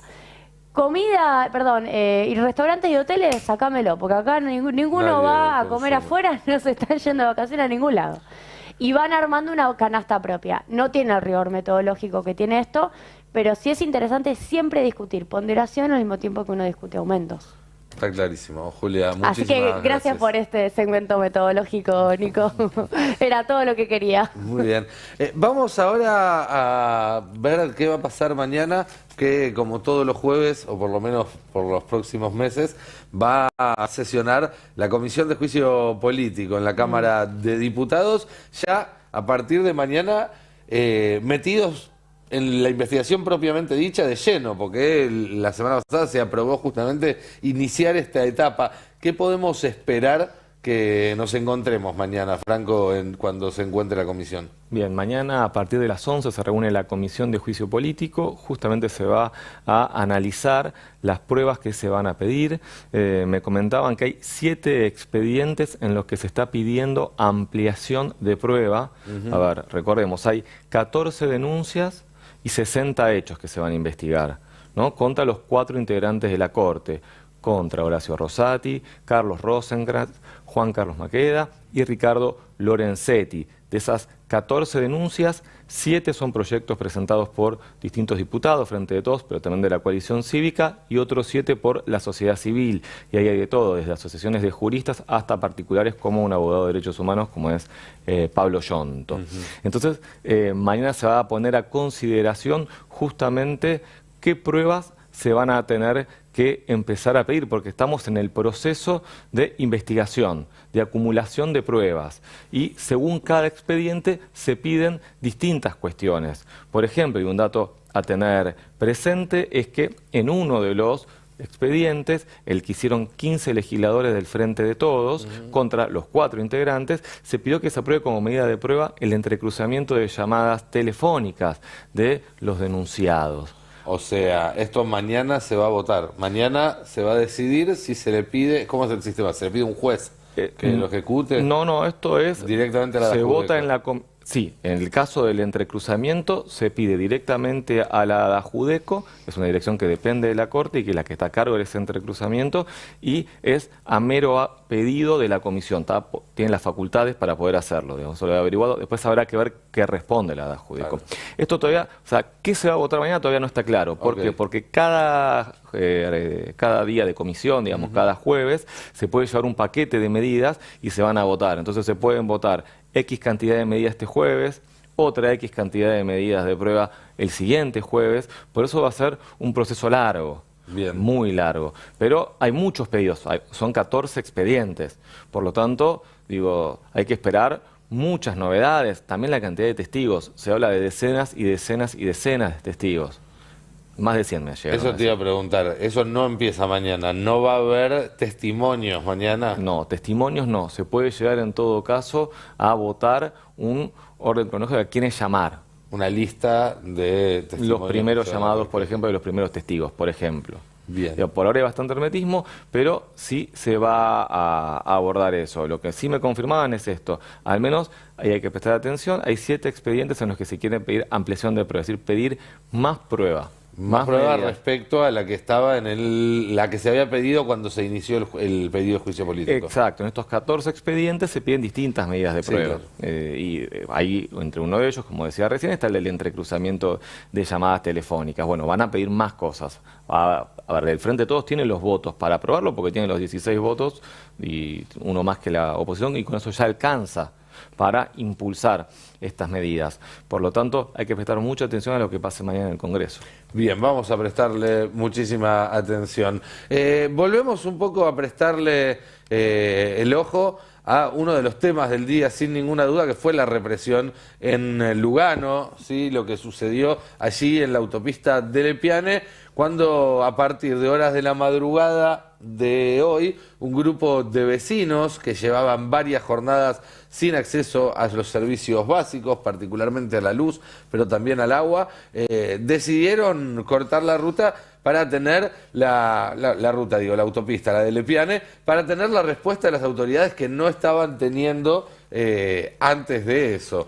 Vamos a ver ahí, quienes nos estén siguiendo en YouTube, imágenes de lo que fue inmediatamente una vez que comienza el corte de ruta. Empieza también a aparecer personal policial, una cantidad de personal policial sumamente importante, pero no conformes con hacer valer la superioridad numérica, porque muchas veces, esto hay que decirlo, la superioridad numérica en un operativo policial muchas veces es lo que se evita que se utilice violencia.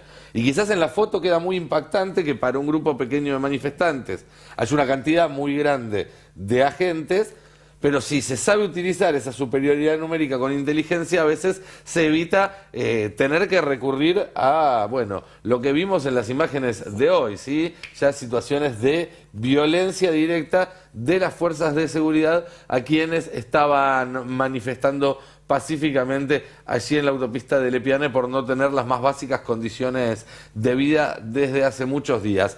Y como les decía más temprano, digo, más allá del episodio que no nos puede causar sorpresa porque ya sabemos cómo actúa esta policía que entre los grandes problemas que tiene es el mal nivel de entrenamiento que tienen sus efectivos, algo en lo cual, digamos, se hermanan lo que vimos hoy en Villa Lugano con lo que fue el tema del día a partir del asesinato de la oficial en la estación de subte de Retiro también, ¿no? Policías que no están siendo cuidados por sus responsables que en este caso además están de licencia para tratar de que pase por abajo del puente sin levantar demasiada polvareda, un enorme escándalo de corrupción, o varios deberíamos decir, que se revelaron a partir de los chats. Estamos hablando de Marcelo D'Alessandro, ministro de Seguridad de la Ciudad de Buenos Aires, en uso de licencia justamente porque le hackearon el teléfono, algo que más allá del contenido del hackeo ya debería descalificar a un funcionario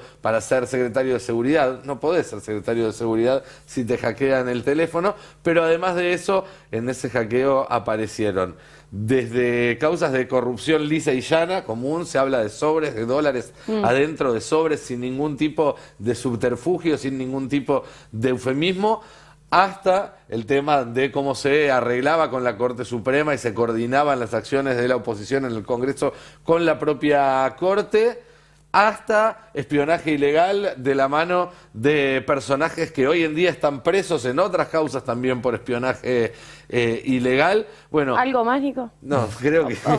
Pero además, eso es con la parte que se conoce hasta ahora, que no es todo lo que había. Un funcionario, bueno, la discusión sobre Stornelli, si querés, pero en la justicia, un funcionario público que tenga esta cantidad de ilícitos no comprobados, pero con niveles de, ¿cómo decirlo? Son verídicos, no están probados, pero son verídicos los conocimientos que tenemos de esos ilícitos y que sigan funciones porque esa licencia no significa haber renunciado.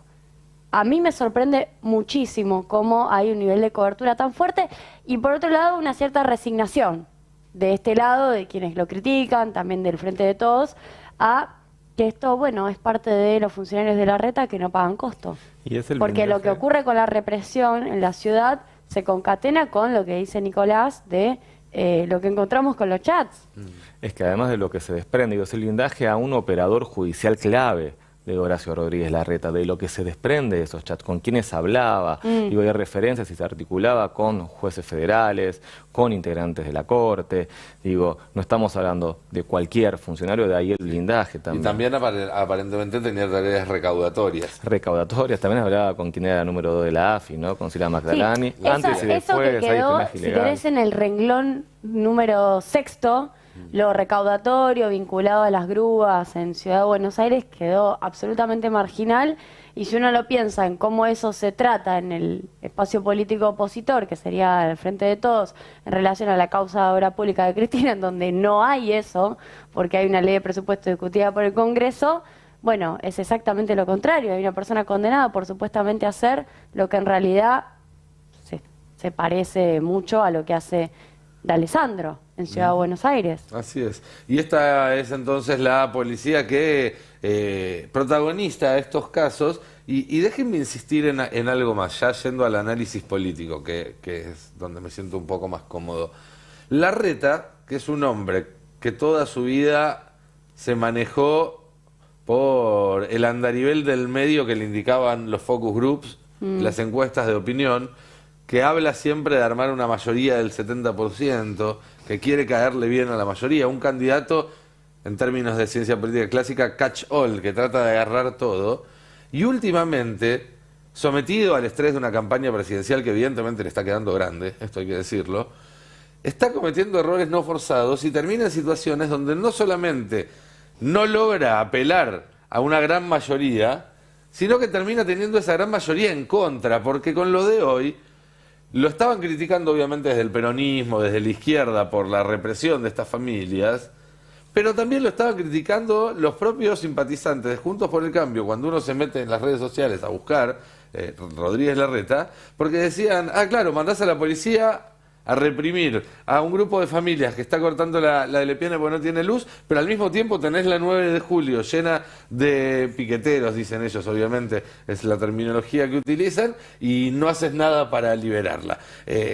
Claramente Larreta está teniendo serias dificultades para construir un camino exitoso hacia la presidencia, y creo que tiene a esta altura del partido una sola opción, si no quiere ver naufragar este proyecto presidencial, que además es un proyecto que tiene de chico. Yo ya conté alguna vez que conozco una persona que hace muchos años, casi 20 años, cuando Horacio Rodríguez Larreta todavía no era ni jefe de gabinete de la ciudad, del gobierno de la Ciudad de Buenos Aires, tuvo una entrevista laboral con Larreta para ser agente de prensa. ¿Vos? No, esta persona que me contó la anécdota. Yo no. Pero este Larreta joven, que todavía, insisto, Macri no había ganado la ciudad, estaba lejísimos de ¿Afín todo al lo que peronismo vino en aquel después. entonces? Bueno, a un sector del menemismo, si querés. Recibe a este joven aspirante a ser su jefe de prensa, vocero y demás, y le dice, yo quiero ser presidente de Argentina, ¿qué podés hacer vos para ayudarme? Eso decía Larreta hace 20 años ya, ¿eh? Bueno, es algo que viste tiene dicen entre que ceja tiene y método. ceja. Bueno, pero ese método no le está funcionando, No. porque en este momento yo creo que el único camino a la presidencia que tiene Horacio Rodríguez Larreta es la rendición incondicional ante Mauricio Macri. Decirle, Mauricio, vos apoyame, yo te doy todo, los lugares en las listas, ponelo a tu primo en la ciudad de Buenos Aires, decime qué voy a tener que hacer, poneme los ministros, poneme el plan económico. En tribunales se hablan de que el área de justicia, en caso de que sea Larreta el candidato y ganador, estaría bajo la órbita de Macri, y hasta ya mencionan a Garabano. Otra vez digo, para seguir en la línea que estás mencionando. Larreta en lo económico, son todos halcones, no hay discusión de moderación. No solo en lo económico, porque lo vemos en la calle con Sí, la policía. pongo el ejemplo que sigo yo, pero Por eso, además digo, en lo judicial. Si no es un halcón si no es paloma en lo económico, no es paloma en lo judicial, no es paloma cuando saca a la policía a la calle, no es paloma cuando tiene que poner plata para bancar a los comerciantes durante la pandemia, no puso un mango. ¿Con qué es paloma? No es Digo, paloma. salvo que le guste comer miga de pan del piso, yo no entiendo por qué seguimos diciendo que es paloma. Y no creo que sea. No, es su interesante afición. lo que vos decís, porque el nivel de polarización que atraviesa la sociedad argentina no resiste ningún tipo de método para poder sortear eso y en todo caso llegar a ser presidente por el centro. Lo que pasó con las vallas frente a la casa de Cristina fue el anticipo de esto que le está pasando ahora, cuando Bullrich salió a criticarlo porque, no me acuerdo la expresión que usó, pero era que había que ir al frente. Con ellos había que ir al frente, decía, con los que estaban alentando a Cristina en la puerta de la casa. Y en el caso, obviamente, del Frente de Todos, crítica por la represión, que obviamente fue así. Ahora, fíjate cómo para Patricia Bullrich se quedó corto. Es la misma cuestión que le está pasando ahora, en donde no logra su punto. Es así como vos decís. Tenemos todavía mucho más para compartir con ustedes. Hay otra novela que seguir, que estuvimos viendo acá también, que tiene que ver con los llamados libertarios, aunque en realidad sabemos que no son libertarios, que son fachos, y los problemas que está teniendo Milei para sostener su armado en el medio de un montón de denuncias bastante serias, ¿sí? Sobre todo para una persona que ha fundado su atractivo político en diferenciarse de la casta, en decir que no tiene los vicios de la vieja política, y ahora una parte importante de su armado se aleja, renuncia, acusándolo justamente de lo peor de esos vicios, de vender candidaturas, de cambiar favores sexuales a cambio de cargos y de lugares prominentes en el armado. Bueno, lo peor de lo peor. Pero ante estas candidaturas, el economista mediático salió a defenderse, salió a dar explicaciones, o algo por el estilo. En realidad muchas explicaciones no dio. Vamos a escuchar entonces cómo sigue esta telenovela de la ultraderecha en la Argentina. ¿Qué pasó con Mila Zurbriggen? Perdón si digo mal el apellido, porque vi hoy que denunció algo muy pesado, temas sexuales. Bueno, a ver, las personas cuando, digamos... ella, para que la gente entienda, ¿Quién A es? ver, es un tema absolutamente intrascendente. Hay personas, ¿sabes lo que pasa? Bueno, pero esto hay que tenerlo claro. pero Hay personas fuerte. que cuando no consiguen cargos o plata, digamos, entonces en ese enojo dicen un montón de cosas. Bueno, la vida, o sea, yo no me voy a perder tiempo. Digo, yo estoy preparando los equipos para gobernar la Argentina, no me voy a preocupar. Bueno, está bien, digamos, o sea, ¿sabes qué? Lo negás eso. Pero obviamente, digamos, si verdaderamente tiene todo eso, que vaya y lo pruebe la justicia. Okay. O sea, vos lo desmentís taxativamente que eso no pasó. Obviamente, es un problema de cargos y plata. Porque Maslatón va a veces en el mismo sentido, esto de que hay... Y lista, quizás el ruido viene del mismo lado. Ah, ok. ¿Vos crees que Mila va por el lado de Maslatón?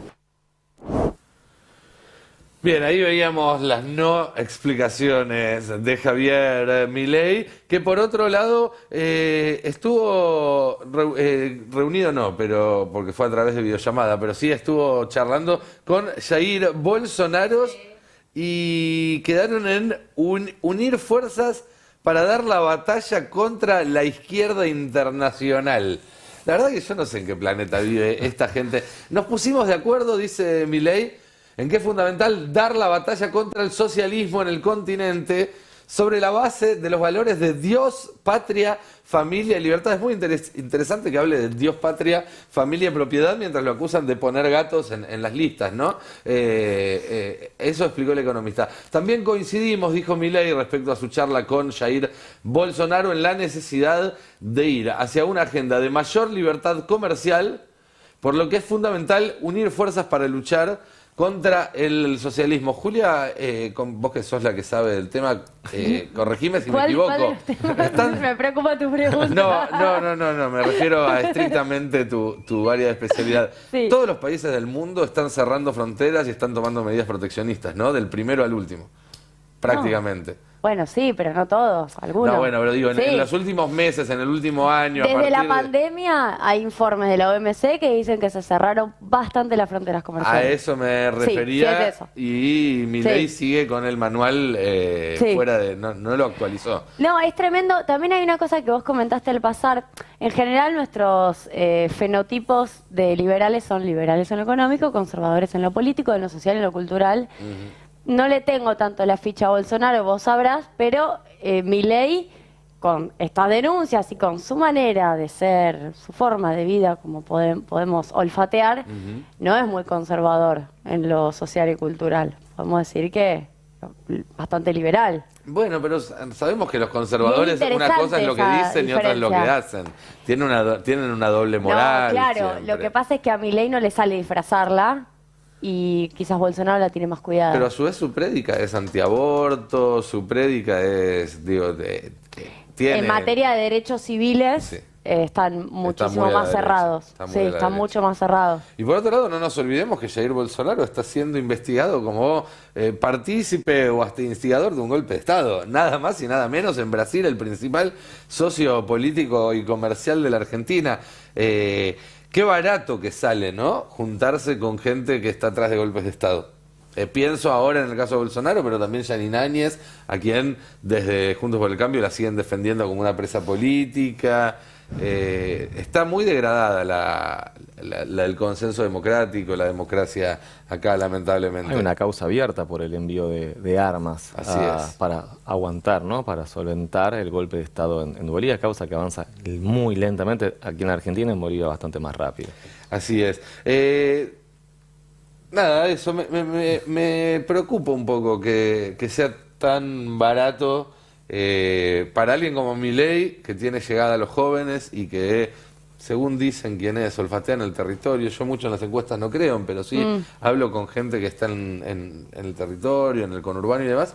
Milei le está yendo bien, está teniendo bastante tracción, y que este tipo de cosas no hagan mella en esa tracción. Es sorprendente. Da cuenta de que estamos ante una situación muy delicada desde lo institucional Igual sería y de la bueno, democracia.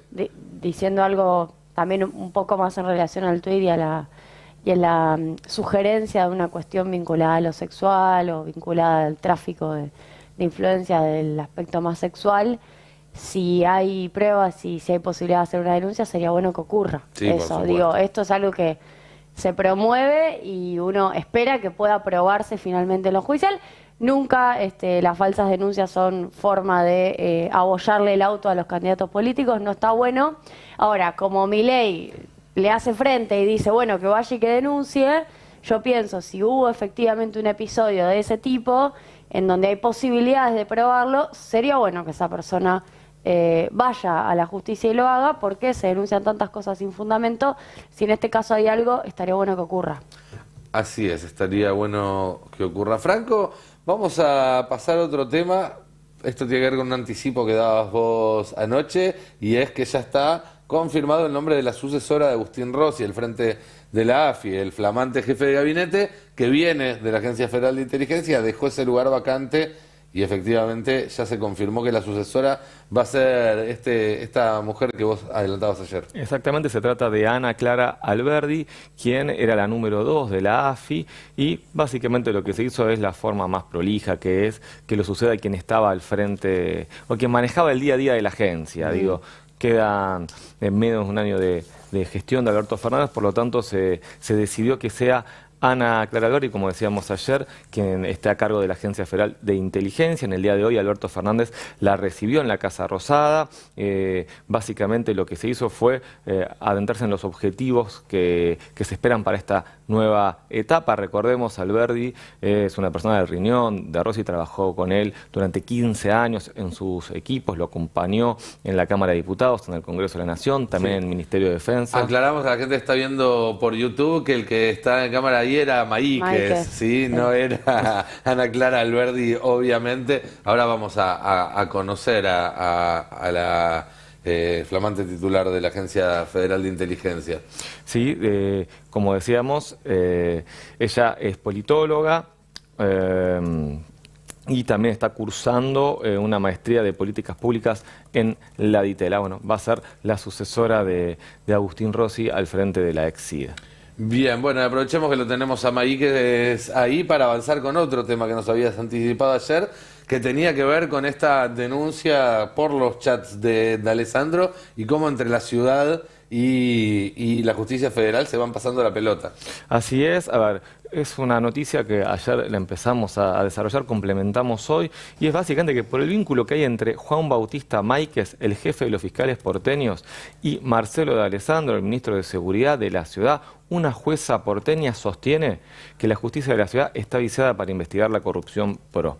Básicamente eso se desprende de una resolución que firmó la jueza María Fernanda Botana, es una jueza porteña que está a cargo del juzgado en lo penal contravencional y de faltas número 5, y se declaró incompetente para investigar la denuncia que había hecho el gobierno nacional a través de su ministro de Justicia, Martín Soria, contra Alessandro por varios de los delitos que mencionabas antes vos, que se desprendían de los chats de Alessandro. Me refiero a todos los actos de corrupción que se cometieron, según los chats, en la ciudad de Buenos Aires, el tema de las grúas, también el ofrecimiento hasta de un avión privado o un fiscal. Digo, la verdad que lo que surge de la filtración son un sinnúmero de delitos. Bueno, esa denuncia que hizo el Gobierno Nacional se había presentado en la Justicia Nacional. La Justicia Nacional se declaró incompetente y la envió a la Justicia de la Ciudad, y esta jueza, otra vez dando una vuelta de tuerca, sorprendió y consideró que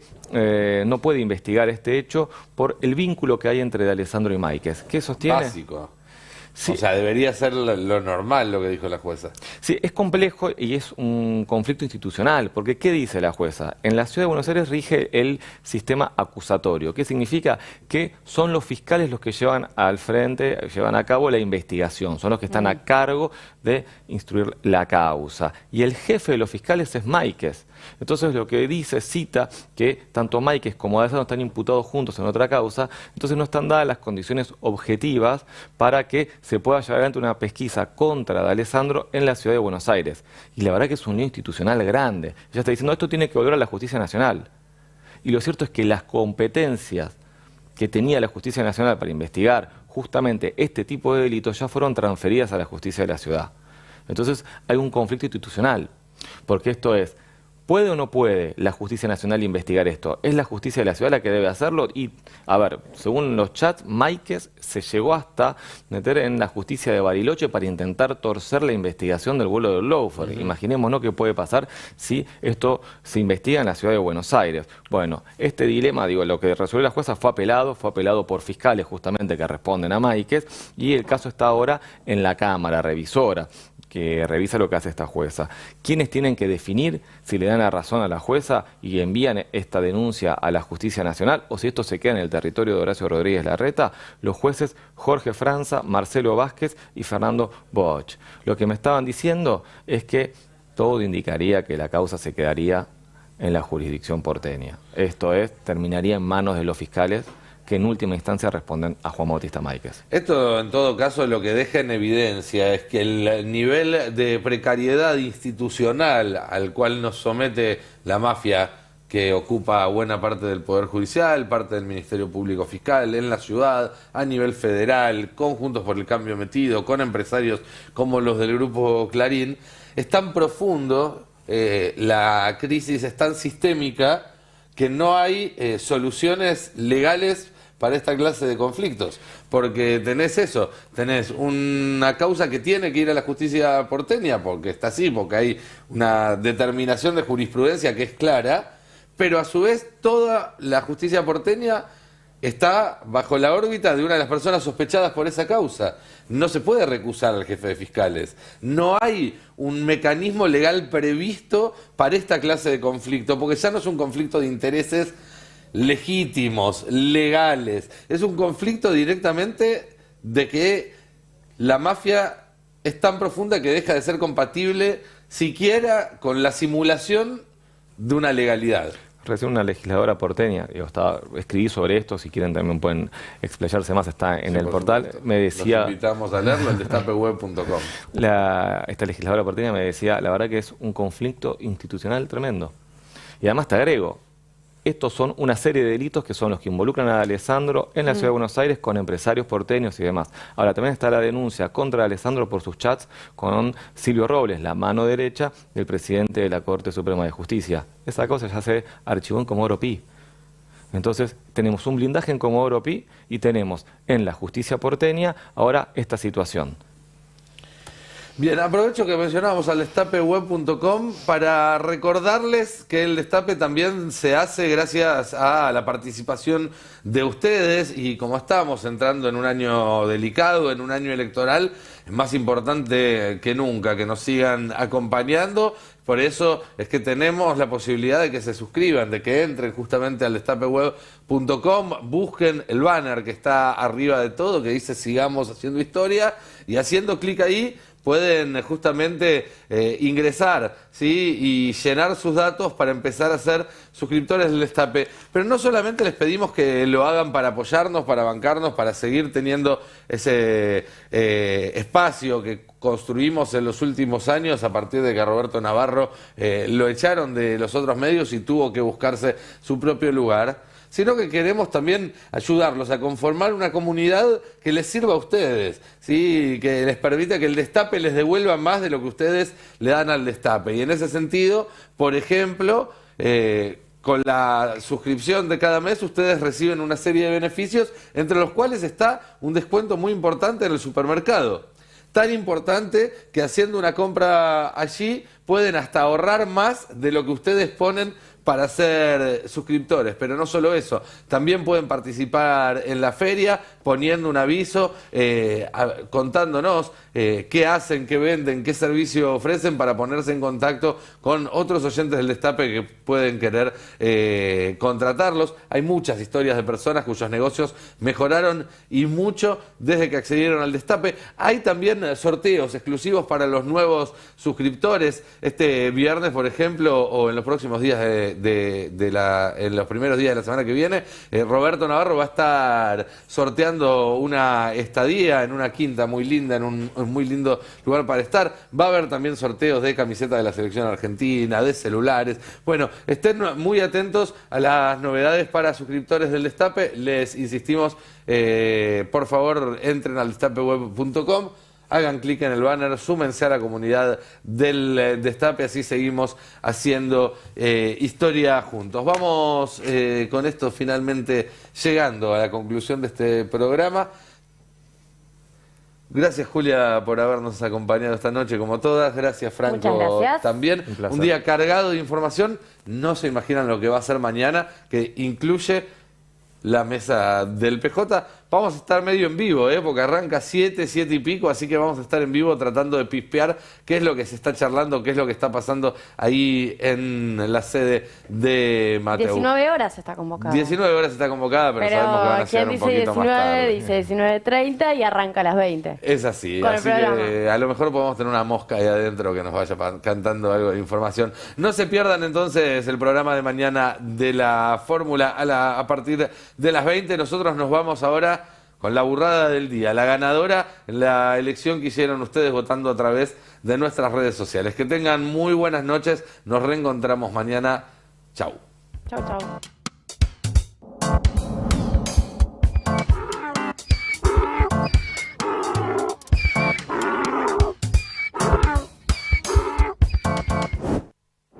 No, Marcos, lo que te quería preguntar es, ¿alguien puede explicar por qué la policía tardó tantas horas en ir a despejar simplemente un corte donde había 7 personas? ¿Por qué tardó tantas horas? ¿Dónde estaba Bernie? A ver, acá te digo, Adrián, esto depende de la policía de la ciudad. Estamos en la zona de